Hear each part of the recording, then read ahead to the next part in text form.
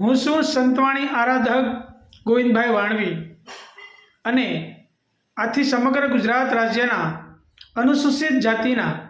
પરિવારજનોને જણાવતા હર્ષની લાગણી અનુભવીએ છીએ કે ગુજરાત સમન્વય શેડ્યુલ કાસ્ટ સંગઠન સોમનાથ દ્વારા તારીખ 16/9/2024ના રોજ દિવંગત ભીખાભાઈ સોલંકીની દ્વિતીય પુણ્યતિથિ નિમિત્તે સોમનાથના સાનિધ્યમાં રાજ્ય ક્ષત્રિય દ્વિતીય જીવનસાથી પરિચય મહોત્સવનું આયોજન કરવામાં આવ્યું છે અને આ મહોત્સવનો